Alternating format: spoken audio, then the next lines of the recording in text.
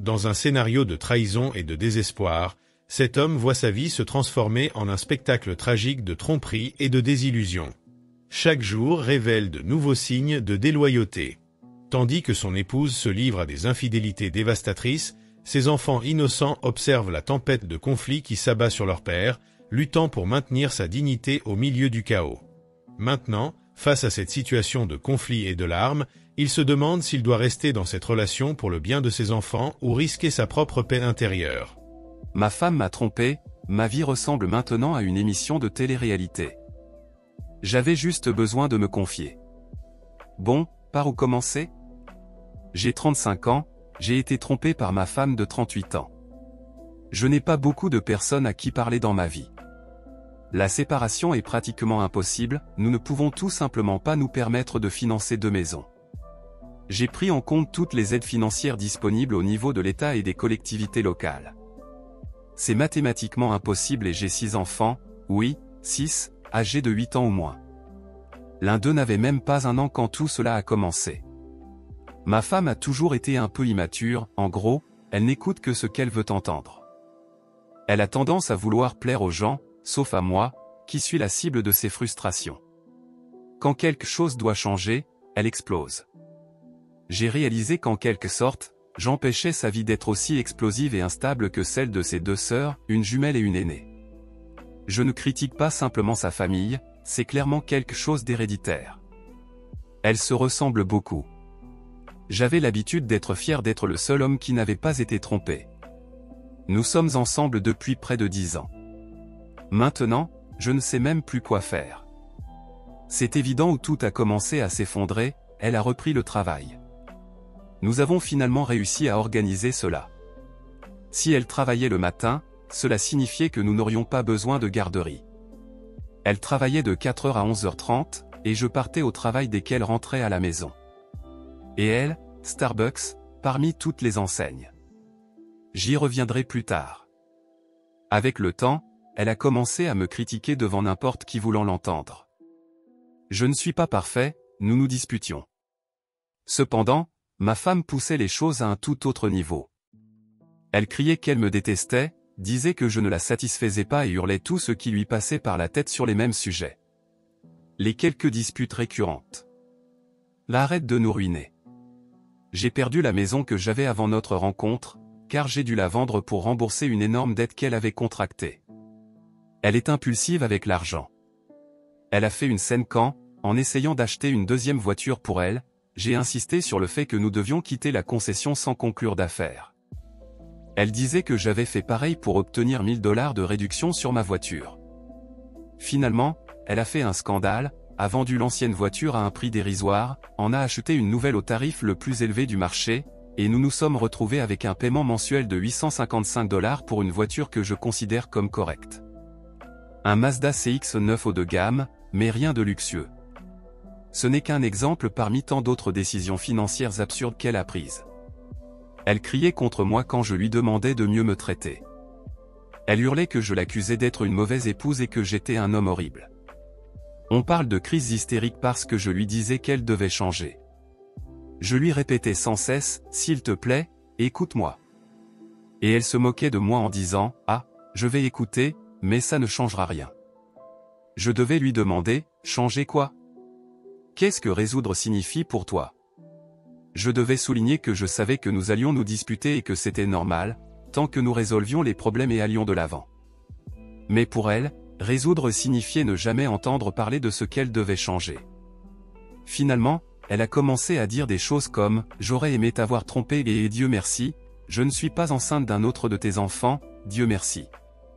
Elle a eu ses règles plus tôt que d'habitude, ce qui n'arrive presque jamais, car elle est extrêmement régulière. Et le Dieu merci l'était parce qu'à ce moment-là, elle me trompait déjà et cherchait d'autres hommes. 9 hommes. Elle a échangé des messages sexuels avec 9 types, tous jeunes, dans la vingtaine, sans carrière, sans rien dans la vie, juste des faibles. Le seul avec qui elle a couché, Ricardo, est même allé jusqu'à me proposer d'être passif pour moi si elle continuait à le voir. Mais quand elle a réalisé à quel point il était faible, elle a rompu avant que je ne découvre la vérité, du moins sexuellement, car il est resté dans la friendzone après. Ah. Tout a commencé avec un collègue de travail. Il l'a rejetée, elle s'est effondrée et en a voulu plus.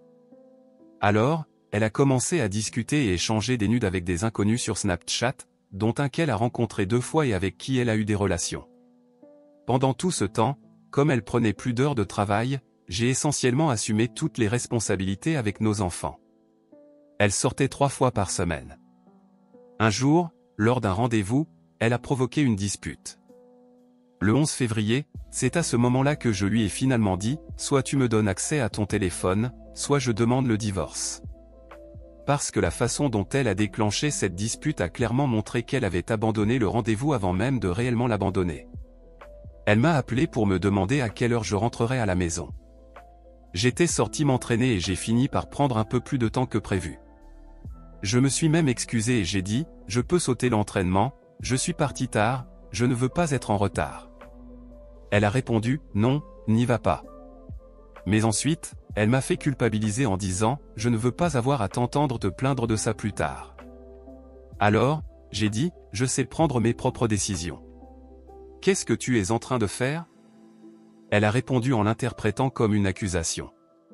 Ce n'en était pas une, je voulais juste comprendre pourquoi elle se disputait avec moi, et elle a raccroché en disant, arrête de m'humilier devant mon ami. L'ami était si silencieux que je ne savais même pas qu'il existait. J'ai rappelé, sérieusement, qu'est-ce qui se passe ? C'était quoi, ça ? Elle a répondu plus ou moins, comment oses-tu m'humilier devant mon ami ? Oublie notre rendez-vous. Alors, je suis allé à la salle de sport et j'ai pensé, pourquoi pas ? À ce moment-là, elle a encore essayé de me culpabiliser en disant, ah, alors je devrais conduire ivre pour notre rendez-vous et mourir. J'ai répondu, on a parlé à 16h40, il est maintenant 17h15. Tu étais déjà en train de boire quand tu as dit ça. Tu n'es juste pas assez doué pour mentir et tu viens de te trahir. Je vais demander encore une fois, qu'est-ce que tu fais ? Elle a disparu pour le reste de la journée, n'est revenue qu'à 23h. Le 16, j'ai enfin eu accès à Snapchat. C'est là que j'ai découvert un contact nommé Betty, renommé par elle, et des messages clairement sexuels. Au début, j'ai pensé que c'était une femme. Quand je l'ai confrontée, elle m'a laissé croire qu'elle avait couché avec une femme. J'ai dit que si c'était ce qu'elle voulait, très bien, mais que j'avais 6 enfants et une relation, et que ce n'était pas pour moi. À ce moment-là, je me suis senti comme un parfait idiot. Elle m'a encore une fois manipulé. Je ne savais toujours pas qu'il y avait d'autres hommes, jusqu'à ce que je découvre Colin du travail, à qui elle disait « je t'aime ». Elle m'a trompé sous mon nez. J'ai été un imbécile. J'ai l'impression d'avoir été traité comme un chien. Je m'occupais de nos 6 enfants pendant qu'elle sortait, ce qui signifiait préparer à manger, nettoyer, changer les couches, et je m'occupais aussi d'eux les week-ends quand elle travaillait, ainsi que les matins jusqu'à 13h30. Cela incluait le petit déjeuner, le déjeuner, les changements de vêtements, les biberons la nuit, tous les jours. Quand je rentrais à la maison, je la laissais se détendre et je prenais en charge les enfants. Cela incluait le bain, la cuisine, etc. J'assumais complètement la prise en charge des enfants. Pratiquement tout ce qu'elle faisait, c'était la lessive. Pourtant, elle m'a diffamé auprès de tout le monde. La femme qui gardait mes enfants lui a dit de me tromper. Ma femme lui a demandé ce qu'elle devait faire, et cette femme a répondu, si tu es vraiment heureuse avec Cri, ne le trompe pas, mais si tu veux juste t'amuser un peu à côté, pourquoi pas ? Personne ne m'a soutenu. Elle m'a tellement calomnié que tout le monde a cru à son histoire. Elle a menti, s'est disputée, a jeté des objets dans la maison. Au fur et à mesure que je découvrais de nouvelles choses, elle m'attaquait physiquement. Elle se jetait sur moi en hurlant comme une folle chaque fois que je disais que j'allais partir, et quand je levais les bras pour me défendre, elle criait « Ne me touche pas ! Ne me touche pas !» pour que je baisse les bras et qu'elle puisse m'agresser. Elle m'a lancé un couteau, a menacé de se suicider devant nos enfants plusieurs fois. Avec ce couteau, elle a jeté de la nourriture pour chat sur moi, qui a explosé contre le mur. J'ai pris une manette de Xbox One sur la tête après qu'elle l'ait jetée contre le mur, la manette a explosé et m'a frappé à l'arrière du crâne. Une fois, elle m'a même lancé un autocuiseur. La plupart du temps, ces attaques survenaient après que j'ai découvert un nouveau mensonge et que j'ai dit que j'étais en colère. J'ai essayé de me contrôler autant que possible, mais cette fois-là, quand elle a jeté l'autocuiseur, en disant que je la traitais comme une pédieste, j'ai répondu, je ne pense pas que tu te sois comporté comme une, je sais que tu l'as fait. Oui, c'était cruel, mais elle l'avait fait. Le gars de Snapchat, elle a couché avec lui. Elle a caché des hommes tellement de fois. D'abord, il y a eu Colin, Betty, Ricardo, puis 3 autres, dont un autre gars au hasard de Snapchat, puis 4, dont un ami de son ex.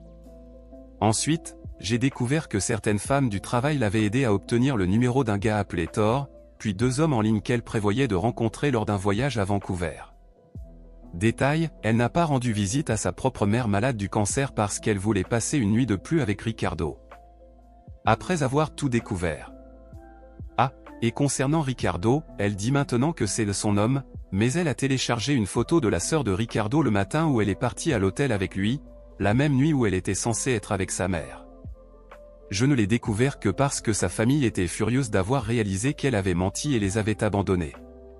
Quelques petites satisfactions dans cette histoire, tous ces mecs étaient moches. Maintenant, ma femme sait que je suis le meilleur qu'elle puisse avoir. Je suis plus grand que tous ces types et, honnêtement, ça m'a apporté un certain soulagement. Elle peut être folle, mais j'ai réagi. J'ai déjà été trahi, je sais ce qui se passe quand on montre de la faiblesse ou qu'on supplie. Pour les hommes trahis, on ne supplie jamais. Elle m'a appelé en pleurant, disant que je ne comprenais pas ce que c'était de perdre quelqu'un qu'on aimait tant à cause de Colin. Je ne voulais plus lui parler. Je n'ai rien dit jusqu'à ce que je lâche enfin, je ne comprends pas ce que c'est que de perdre quelqu'un. Tu entends ce que tu es en train de dire? Elle a essayé d'insister, et je l'ai coupé, ne t'arrête pas là.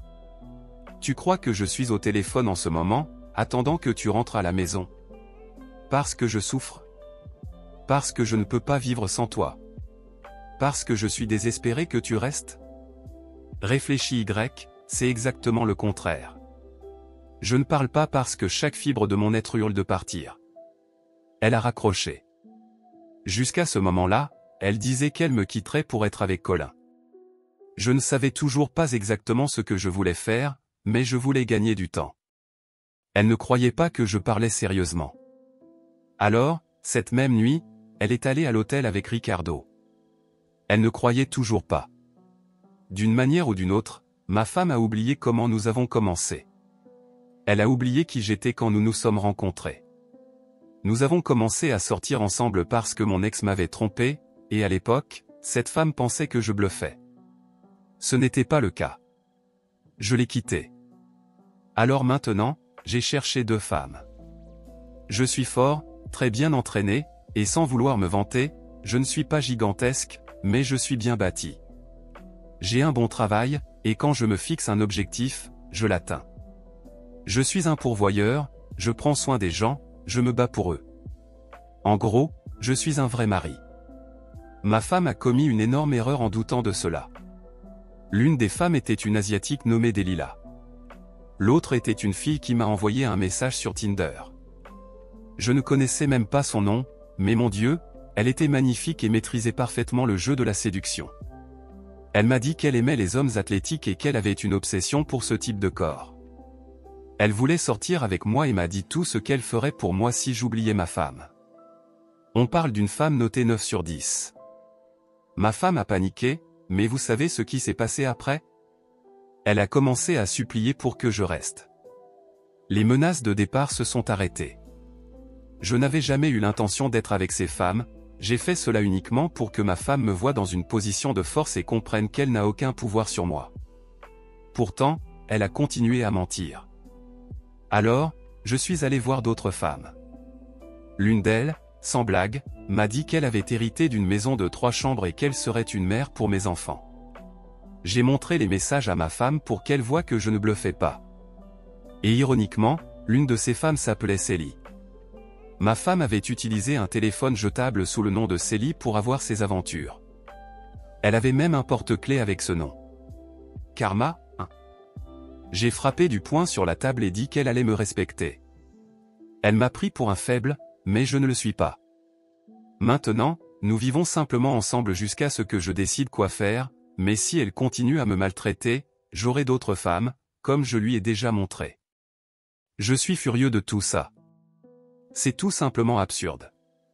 Pour l'instant, je suis coincé, mais dès que nous aurons fini de payer ce qui reste et qu'elle aura terminé ses études avec les crédits fiscaux, j'en finirai avec cette histoire. La mise à jour, eh bien, cette merde est devenue sérieuse très vite. Avant de commencer, comme je l'ai déjà dit, ceci est, pour la plupart, un défoulement. Commençons par le point 1. Ma femme a commis l'adultère avec au moins 2 hommes, pas un seul, et pas seulement avec Ricardo mentionné ci-dessus. N'importe qui aurait pu deviner cela. Je n'étais pas attaché à l'idée qu'elle n'avait qu'un seul homme. Je savais, d'après les conversations que j'avais vues, avec qui elle ne sortait pas, donc je savais déjà que ce gars était l'un des peut-être, ce qui montre à quel point je suis détaché de cette situation au point d'en avoir fini avec toute cette histoire. Je me fiche même qu'elle l'ait fait. À ce stade, je pars, car l'annulation du mariage est pratiquement certaine. J'expliquerai au fur et à mesure. J'ai pris congé le 14 janvier parce que la personne qui garde mes enfants nous a laissé tomber. Ma femme m'a appelé paniquée, disant qu'elle allait perdre son emploi. Je suis resté à la maison. Elle est partie tranquillement. Google Maps est mon ami, je l'ai vérifié, mais pour une raison quelconque, cet endroit n'est pas apparu. Elle est allée directement dans une autre ville jusqu'à 15h40. Elle travaille au centre-ville, pas dans une autre ville, comme elle me l'avait dit et aussi dit à une amie qui travaillait. Elle m'a même demandé pendant plusieurs jours de prendre un jour de congé ou que Amber s'occupe des enfants. J'étais encore en train de décider si je paierais Amber pour les garder. C'était le premier jour où elle laissait les enfants à quelqu'un d'autre, le premier jour personnel, et elle a déjà trompé, littéralement, à la première occasion. Cela, en soi, serait normalement troublant, mais je savais déjà qu'elle me trompait. Donc, c'est juste une autre merde, mais vous allez être aussi furieux que moi, parce que cela est tout simplement inacceptable. Le 14 était l'anniversaire de notre deuxième enfant. Elle avait planifié une liaison à l'avance, précisément le jour de l'anniversaire de notre fils. Pendant que j'envoyais des vidéos de tous les enfants en train de le regarder, elle était au lit avec ce type. Je l'ai acculée, elle n'avait aucune issue, et il y avait encore plus de détails. Dans ses notes, la date du 14 janvier était inscrite pour acheter la pilule du lendemain à la pharmacie. Elle a d'abord affirmé qu'elle ne l'avait jamais prise, puis elle a dit qu'elle l'avait prise pour Ricardo, mais cela ne s'était produit que le 1er février. Et pour couronner le tout, elle a commencé son cycle menstruel très tôt, le 19 janvier, et a envoyé un message à une amie pour lui demander combien de temps cela prendrait pour faire effet. Le 16, j'avais déjà abordé le sujet avec elle auparavant, mais elle avait nié en disant qu'elle faisait juste des recherches. Puis, elle a admis avoir pris la pilule pour Ricardo, qu'elle affirmait être le seul homme. Mais le calendrier ne correspondait tout simplement pas. Elle a d'abord admis être sortie avec lui, mais a nié toute relation intime, et je lui ai dit, tu es resté là-bas pendant 4 heures, ne mens pas. Ensuite, j'ai rapidement passé en revue les dates et l'histoire de la pilule du lendemain. Finalement, elle s'est effondrée en larmes avec le typique faux remords de l'infidèle, celui qui apparaît quand on sait que l'autre est décidé à partir. Elle a dit explicitement, tu peux être avec Lily, une collègue de travail qui a aussi été trompée et qui a carte blanche. Tu peux faire un plan à 3. S'il te plaît, je ne t'ai rien dit parce que je savais que tu partirais. Fais ce que tu veux, juste ne pars pas. Je lui ai répondu que je ne voulais pas de quelque chose d'aléatoire et, sincèrement, ce n'est pas qui je suis. Puis, nous arrivons à la mise à jour moins perturbante, mais qui, en soi, est tellement absurde qu'elle en devient comique. Pendant tout le mois de janvier, elle a échangé des messages avec un autre homme en ligne. Ce type lui disait qu'il l'aimait et l'appelait son ange. Elle était toute excitée, blabla. Peu importe. Elle m'avait dit qu'elle avait perdu de l'argent en bourse il y a quelques mois, mais en réalité, non. Cet homme en ligne n'arrêtait pas de lui demander de charger des cartes cadeaux et de les lui envoyer. Ma femme est incroyablement stupide, et elle lui a envoyé de l'argent. Un type qui parlait un anglais épouvantable l'a arnaqué et elle lui a envoyé des tonnes de cartes cadeaux, des centaines de dollars. Jésus-Christ. Et j'ai gardé le meilleur pour la fin, ou devrais-je dire le pire? Pour ceux qui ne croient pas en Dieu ou au karma, écoutez ça. Un homme a envoyé un message à ma femme, sorti de nulle part, lui demandant comment elle allait et disant qu'il ne lui restait pas beaucoup de temps. Le 16 février, pour que vous sachiez, c'est précisément le jour où j'ai découvert qu'elle avait des liaisons. À ce moment-là, je ne connaissais tout simplement pas l'étendue de la trahison. Il a envoyé le message exactement à la même heure où nous étions en train de nous disputer ce matin-là. Il l'a envoyé à l'heure exacte. Quelles étaient les chances? Ce gars avait disparu de la scène depuis environ 10 ans, et justement, le jour où il a envoyé un message de nulle part, c'était le même jour et à la même heure où nous nous disputions après ma découverte. Je n'ai pas répondu à ce type avant le week-end du 4 juillet. Je voulais juste voir quand il avait vu ma femme pour la dernière fois. Vous êtes prêts pour ça? De son propre chef et sans trop insister, il a dit qu'il détestait la façon dont son ex la traitait. Cet ex qu'il a mentionné par son prénom, ce qui m'a aidé à identifier la période. Je le connaissais déjà, c'était le dernier petit ami de ma femme avant moi. Il a également dit qu'il était heureux d'avoir été avec ma femme pendant qu'elle était avec Christian, à cause de cela.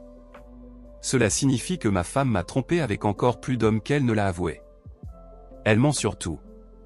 C'est le premier élément qui me donne une base pour demander l'annulation du mariage. J'ai sauvegardé cette conversation à l'église. Si un partenaire ment sur sa véritable identité d'une manière qui vous trompe sur qui il est réellement, au point de changer votre décision de vous marier, cela constitue une fraude. Ce qui signifie que le mariage ne peut pas être valide et peut être annulé. J'avais déjà découvert qu'elle avait menti sur un ex, Alex, mais il était son tout premier petit ami. Elle aurait pu argumenter que ce n'était pas un schéma de comportement, qu'elle cachait simplement une erreur de jeunesse, qu'elle ne voulait pas revivre cela. Des années plus tard, mais cet homme était à la fois l'avant-dernier avant moi et un autre cas d'infidélité dans une relation. Cela signifie qu'elle voulait cacher son schéma comportemental clé. Maintenant, j'ai presque certainement une raison d'obtenir une annulation, ce qui me rend heureux, mais ce n'est pas là que tout s'arrête. Ce n'est pas ce que je cherchais à savoir. Vous êtes prêts à entendre la suite? Cet homme lui a demandé où elle était allée après la dernière fois qu'il l'avait fait, car il n'avait plus eu de nouvelles d'elle. À ce moment-là, je voulais comprendre la chronologie, sachant que Christian était en été et que ma femme et moi avions commencé à l'automne. Je n'avais même pas pensé à l'évidence. Ça ne m'avait pas traversé l'esprit. Je lui ai demandé quand il pensait qu'il s'était vu pour la dernière fois, parce que moi, en prétendant être elle, je n'aurais pas su où j'étais allé si je ne savais pas quand cela s'était passé. Il a dit, je ne sais pas, je pense que les manteaux ont juste commencé à faire partie de la saison. Je ne pensais toujours pas à l'évidence. J'ai répondu, tu veux dire à l'automne? À ce moment-là, je commençais à réaliser qu'il y avait eu un chevauchement.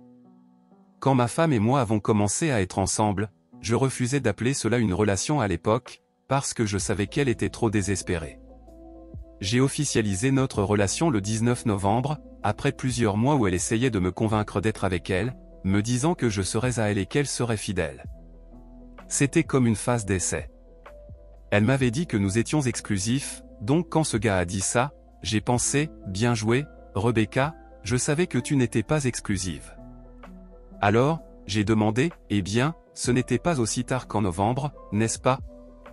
Il a répondu que si, et c'est là que j'ai commencé à paniquer. Avant même que je puisse poser une autre question, il a dit de son propre chef, alors, je pourrais avoir une fille? Ce n'est pas ma fille aînée, Zoa, qui est née 2 semaines avant terme. Sa date prévue était mon anniversaire, le 2 août 2012, mais elle est finalement née le jour de l'anniversaire de ma mère, le 18 juillet 2012. Sa conception a eu lieu aux alentours du 9 novembre. En tenant compte du cycle de ma femme, elle est tombée enceinte peu après que nous ayons commencé à être ensemble. J'ai donc demandé à ce type, qu'est-ce qui te fait penser que tu pourrais être le père? Il a répondu, eh bien, une amie en commun a mentionné que ta femme et moi étions ensemble, et elle m'a dit qu'elle était enceinte environ 1 mois après. Alors, c'est possible. Je me souviens parfaitement du jour où tout le monde a appris la grossesse de ma femme, je suis très bon avec les dates. C'était le 11 décembre. Comme je l'ai dit, la conception approximative était le 9 novembre. Il m'a dit qu'il avait entendu parler de sa grossesse environ 1 mois après leur relation et qu'il avait pensé que l'enfant pouvait être le sien à l'époque. Mais, selon lui, l'ami en commun lui avait dit que c'était peu probable, alors il a laissé tomber. Donc, ma fille aînée, Zoa, pourrait ne pas être la mienne. C'est le pire scénario imaginable. Si elle n'est pas ma fille biologique, alors? Tout d'abord, Zoa a changé ma vie. Je le dis tout le temps. Zoa et moi avons un lien extrêmement fort. Elle me ressemble beaucoup. J'ai des liens avec tous mes enfants, bien sûr, mais avec Zoa, c'était la première fois que j'ai ressenti un amour véritable. J'avais déjà été profondément blessé dans ma vie et, même à cette époque, elle a commencé à parler très tôt parce qu'elle était connectée à moi et réalisait que j'interagissais avec elle quand elle parlait. J'ai des enregistrements d'elle parlant très jeune, et c'était uniquement grâce à notre relation et notre connexion. Cette fille était mon monde quand je n'avais plus rien. Mon père venait de mourir, et elle m'a aidé à traverser cette épreuve. Vous n'avez pas idée à quel point j'aime mes enfants, et elle en a été le commencement. Elle a 5 frères et sœurs qui, maintenant, devront vivre avec un autre père, ou alors Zoa devra être séparée de lui quand elle sera avec ce père. Alors, une chose est certaine, si Zoa n'est pas ma fille, il n'y a absolument aucune chance que je ne réussisse pas à obtenir l'annulation du mariage. Les chances deviennent de 100%. Cacher une paternité différente est littéralement un critère listé pour une annulation. La fraude est un terme général et non défini précisément, donc le tribunal doit décider si cela a influencé suffisamment ma décision de me marier. Une infidélité passée peut ne pas être jugée suffisante, mais une fausse représentation concernant les enfants, elle, est spécifiquement mentionnée comme un motif valable et indiscutable d'annulation. Donc, aussi douloureux que ce soit, cela pourrait être une bénédiction. J'ai fait un test de paternité pour Zoa et l'ai envoyé hier, le 6 juillet, avec des résultats accélérés. Je vais également tester mes autres enfants, mais en ce qui concerne l'annulation, seuls les cas survenus avant le mariage comptent. Je sais que ce n'est pas la seule raison pour laquelle je fais ces tests, j'y pensais déjà depuis un moment, mais je continuais à repousser. Cela pourrait bien être mon billet pour l'annulation. J'ai également remarqué que la crèche semble être en expansion, probablement grâce à une augmentation des crédits pour la garde d'enfants ou à un avantage fiscal sous l'administration Biden. J'ai déjà mon plan tout tracé. Alors, certaines choses sont terribles, d'autres sont positives. J'ai beaucoup réfléchi. Tout cela a changé ma vie très rapidement, parfois pour le mieux. Mais c'est encore irréel. Je publierai une mise à jour lorsque j'aurai les résultats du test de Zoa. Puis, j'en ferai une autre lorsque j'aurai testé mes autres enfants. Mise à jour 2, j'ai mis à jour ma publication originale sur l'infidélité de ma femme. Eh bien, les choses ont encore empiré. Elle a un deuxième téléphone. Aujourd'hui, ma fille a réussi à mettre la main dessus. Ma femme a d'abord dit qu'elle l'avait trouvé sur un parking, puis elle l'a rapidement récupéré en disant qu'elle l'avait jeté à la poubelle. J'ai essayé de fouiller l'appareil, mais elle me l'a immédiatement arraché des mains. J'ai demandé ce qu'elle avait fait du téléphone, et elle m'a dit qu'elle l'avait jeté. Cela s'est passé devant mes enfants. Quand elle l'a récupéré, elle est immédiatement partie et a commencé à discuter avec mon ami, avec qui nous étions allés chercher les enfants, comme si de rien n'était. C'était juste pour me faire taire en public. J'étais assis dans la voiture avec tous les enfants. C'était un coup parfaitement calculé. Si j'insistais, elle aurait déclenché une dispute devant eux. Si je la suivais, cela aurait été en public, devant son ami, et elle s'était assurée que je le sache, avec les enfants dans la voiture. J'ai essayé de ne pas faire de scène et j'ai dit que nous allions récupérer ce téléphone. Elle a répondu qu'elle ne comptait pas fouiller les poubelles. Alors j'ai dit que j'irais le chercher moi-même. Elle n'a pas arrêté la voiture. En y repensant, je me rends compte qu'elle l'avait probablement mis dans sa poche. Plus tard, quand nous avons insisté et que nous sommes rentrés à la maison, elle a dit qu'elle allait retourner le chercher. Je l'ai appelée pour lui dire que ce n'était pas normal. Elle a répondu d'accord et m'a demandé de la retrouver là-bas. Elle est allée jusqu'aux poubelles, a récupéré le téléphone et, ce faisant, m'a attrapé, m'a embrassé et a continué à me tirer vers elle pour que je la regarde. Les menteurs et les traîtres font ça pour garder le contrôle. Elle avait supprimé la plupart des messages, mais pas certaines photos.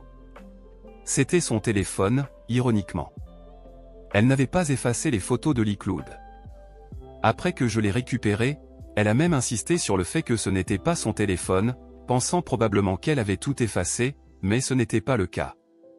Quand j'ai dit « J'ai vu des photos de toi dans une maison qui n'est pas la nôtre », elle a demandé « Quelles photos ?» essayant de savoir ce que je savais. En réalité, ma femme continue de mentir. Elle refuse d'admettre la vérité et m'a dit qu'elle gardait ce téléphone au cas où j'en aurais besoin. Mais en fait, elle enregistrait des images de personnes avec qui elle ne parlait pas sur son autre téléphone. Cela signifie qu'elle l'utilisait pour parler à des gens dont je n'étais pas censé être au courant. Elle a affirmé que c'était un téléphone du travail et que Colin, un collègue gay, le lui avait donné.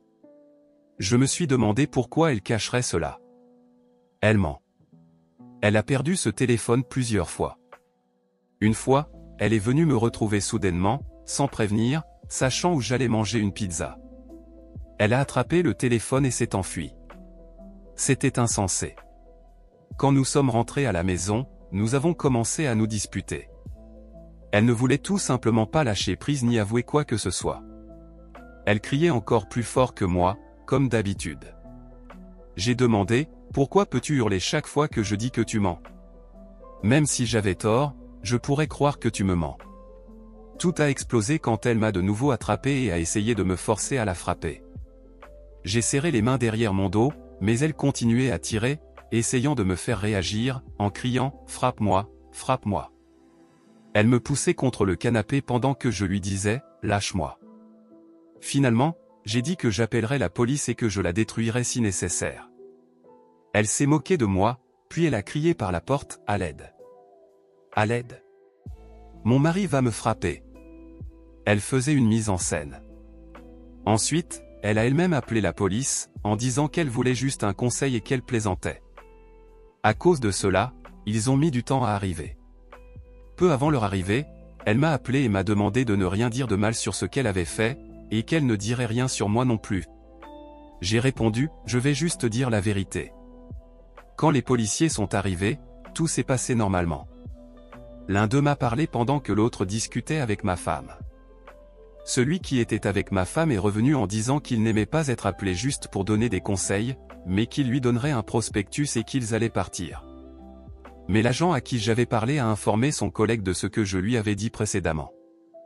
Ma femme pensait qu'ils allaient partir, et ils allaient vraiment le faire. Elle sortait les poubelles quand ils sont revenus vers elle, l'ont attrapée et l'ont conduite jusqu'à la voiture de police. Elle a été arrêtée. J'ai vu son visage passer de « je sors juste les poubelles et ils vont bientôt partir » à « oh merde, ils reviennent pour moi ». Mes deux filles aînées ont failli avoir des crises de panique, puis elles ont demandé à ce qu'on vienne me chercher. Elles m'ont dit que leur mère allait en prison. Je ne sais pas tous les détails, tout était confus. Ma femme a essayé de défier la police. Elle les avait appelés elle-même. Je l'avais prévenue, mais elle a continué à devenir de plus en plus audacieuse, pensant que je ne l'arrêterais pas. Mais je l'ai arrêtée. Cela restera maintenant dans son dossier. Je ne voulais pas que ça se passe ainsi. Les enfants sont bouleversés, et je ne veux pas d'une famille brisée. Avant que quelqu'un ne dise retire la mère, ce n'est pas si simple. Même quand il y a de la violence à cet âge, ils me blâmeront. Ce seront des années de problèmes, et ces études qui disent que les enfants vont mieux ainsi? Je les appelle de la pseudo-science. Désolé, mais parfois, il faut réfléchir. La moitié de ce type de science, dans lesquelles mon frère a étudié, ne vaut pas grand-chose, au mieux. Je le surpasse dans 9 situations sur 10, et ce n'est pas de l'ego, c'est un fait. Même son propre frère a ouvertement admis les grandes failles dans la façon de surveiller le bien-être d'un enfant et comment cela est évalué. Ce n'est pas, peu importe ce que l'un de vous dit, bien d'avoir la mère en prison et de retirer les enfants d'elle dans presque toutes les circonstances, à moins que cela ne vous mène, vous les enfants, à l'hôpital. Je voulais que la police donne juste un avertissement, et c'est ce que je leur ai dit. Mais apparemment, à Washington, ils ont des lois strictes. Alors, ma femme traîtresse est en prison. Mes enfants sont plus bouleversés que je ne les ai jamais vus, et je dois gérer ça. Elle a probablement trompé tout ce temps avec ce autre téléphone. Mise à jour 3, ma femme a été libérée, mais avec une ordonnance de protection. Elle a parlé avec moi avant cela et a admis certaines choses, mais pas tout. Il s'agit d'une affaire de plusieurs mois avec le même homme, Ricardo, qui en fait ne s'appelle pas Ricardo, mais Joe. J'ai maintenant le téléphone jetable. Dès qu'elle a fouillé dedans. Il y a une photo de ma fille Lily qu'elle a envoyée à ce type, et tous les indices montrent qu'elle a couché avec lui et est tombée enceinte de son enfant. ça me prendra du temps pour expliquer comment je le sais, mais je sais. Je ne veux pas tout détailler. Elle dit qu'ils ont toujours utilisé des préservatifs, ce qui est un mensonge. Elle a probablement fait un ménage à 3 avec lui, vu qu'il est bisexuel, et c'est de ça que parle ce téléphone. Ma femme est simplement une traînée. La date de son procès est en août. Elle est en train de se décomposer, disant à tout le monde qu'elle souffre beaucoup de ne pas me voir. Je souffre aussi, mais pour des raisons différentes, personnellement. Maintenant, j'ai 6 enfants, 3 furets, un chien, un hamster et la lessive à gérer, en plus de tout ce que je faisais déjà. C'est absolument épuisant. Enfin, il y a eu une mise à jour sur les résultats du test de ZOA. Ils ont dit que le kit avait été reçu et que les résultats seraient envoyés à mon email dans 2 jours ouvrables. Je ne sais pas s'ils comptent le jour où ils l'ont reçu, donc ça devrait être mardi ou mercredi. J'ai discuté plus avec le père potentiel et j'avais raison en disant qu'il semblait principalement entrer en contact avec elle pour savoir s'il avait un enfant avec elle. Il a dit qu'il avait toujours suspecté que l'enfant était le sien. Il a dit qu'il avait toujours pensé que je le contacterais, mais qu'il avait finalement décidé de vérifier par lui-même. Nous avons été courtois. Il a dit que j'étais un gars sympa et qu'il était désolé pour ce que je vivais.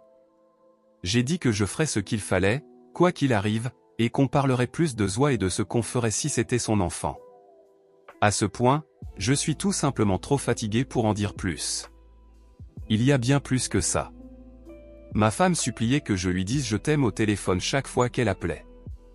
Puis, elle a commencé à dire « Je suis désolé, je suis tellement désolé, tu me manques. » Tu ne me manques pas du tout? Même pas un peu, un tout petit peu? Elle pleurait, me demandant de mentir et de dire que je l'aimais. Elle était effondrée. J'ai répété quelque chose que mon patron m'avait dit de dire quand elle a mentionné qu'elle se sentait complètement seule et que c'était horrible. Pourquoi ne vois-tu pas si Joe, l'un des autres types, peut venir la sortir de la prison ou s'occuper des enfants pendant que tu es là?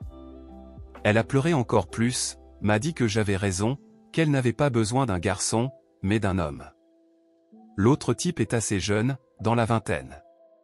Le montant de sa caution a été fixé à 50 000 $, probablement parce qu'elle a fait l'erreur de dire qu'elle s'était planté un couteau dans la poitrine. La police m'a demandé si elle l'avait fait, et j'ai dit oui. Ils ont dit que c'était extrêmement inquiétant et qu'ils devaient penser à la sécurité des enfants. Elle a eu une audience avec le juge ce matin. Le juge a dit que l'ordonnance de protection resterait en vigueur pendant 5 ans ou jusqu'à ce qu'elle soit levée. Si j'essayais de la retirer, elle s'est effondrée et est vraiment détruite. Je suis un peu inquiet pour elle, pas parce que je veux qu'on se réconcilie, je ne l'ai jamais vue pleurer comme ça. Je l'ai entendue au fond, parlant avec Amber, qui s'occupe de nos enfants. Nous pouvons contacter les deux, puisqu'Amber s'occupe des enfants, on ne peut juste pas parler en son nom. Et Amber expliquait ce qui se passait, vu qu'on ne m'a pas tout dit chaque fois que j'appelle Amber.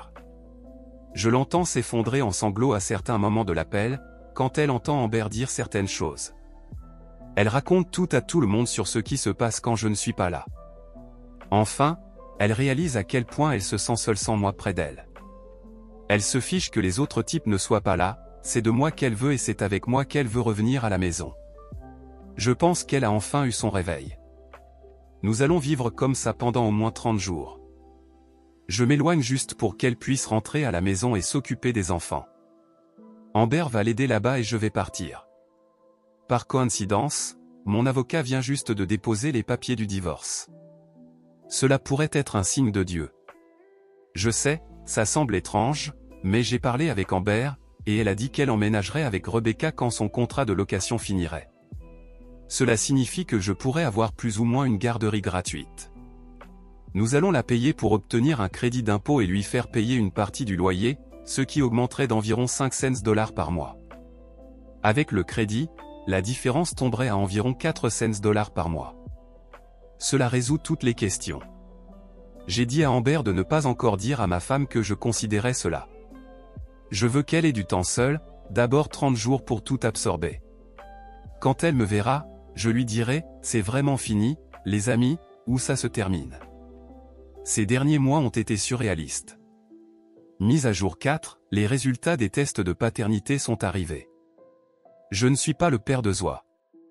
Elle me ressemble aussi beaucoup. Je ne peux plus publier, je suis trop bouleversé. Cela nous mène à la fin de cette histoire.